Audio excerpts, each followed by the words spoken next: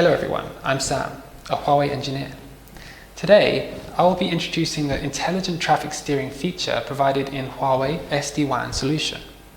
To provide sufficient bandwidth at lower costs, enterprises often deploy various types of WAN links with different quality levels, including MPLS lease lines, internet links, and LTE links. MPLS lease lines are stable and reliable, but are also expensive and cannot provide a high bandwidth. Although internet links may be occasionally unstable, they can meet service requirements of most enterprises and have lower prices. Therefore, internet links are becoming increasingly popular among enterprises. Enterprises may be troubled with the problem of maximizing the bandwidth utilization and leveraging advantages of hybrid links to provide customers with smooth, intelligent, and reliable service experience.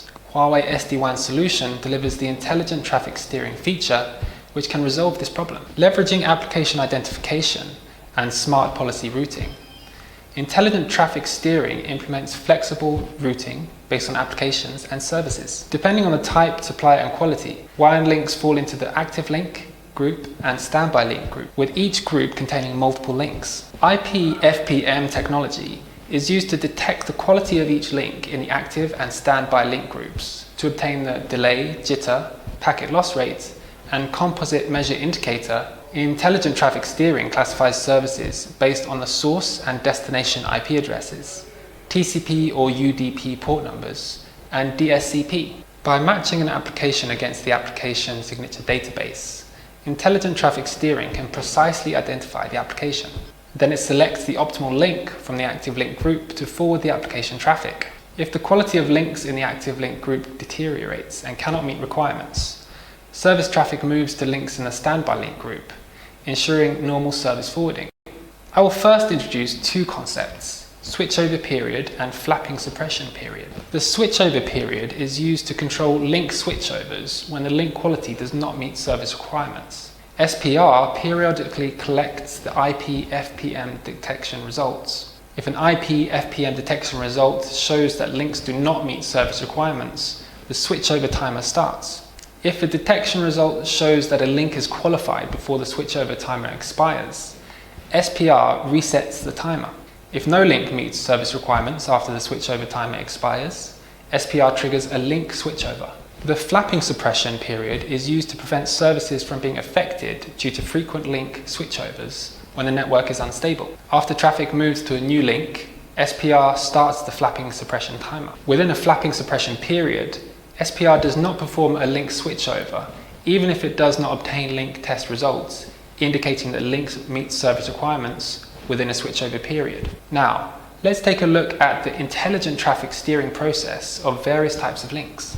Assume that group 1 is the active link group and contains two links, link 1 and link 2.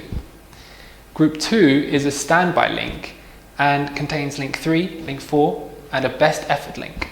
SPR first reads the IP FPM detection result, then it searches for the optimal link, link 1 in group 1, uses this link to forward services, and starts a flapping suppression timer. If the quality of link 1 deteriorates and cannot meet the service requirements, and the flapping suppression timer expires, the switchover timer is enabled. If link 1 still fails to meet service requirements after the switchover timer expires, SRP selects link 2 for service forwarding. If both link 1 and link 2 are unqualified, but a link in group 2 meets service requirements, SPR selects the optimal link in group 2 to forward services. Assume that link 3 is selected. After services are switched to link 3, the flapping suppression timer is enabled. When a link in group 1 is restored and qualified and the flapping suppression timer expires, SPR starts a switchover timer. If this link in group 1 is still qualified after the switchover timer expires, SPR switches services back to this link in group 1. If links in group 1 and group 2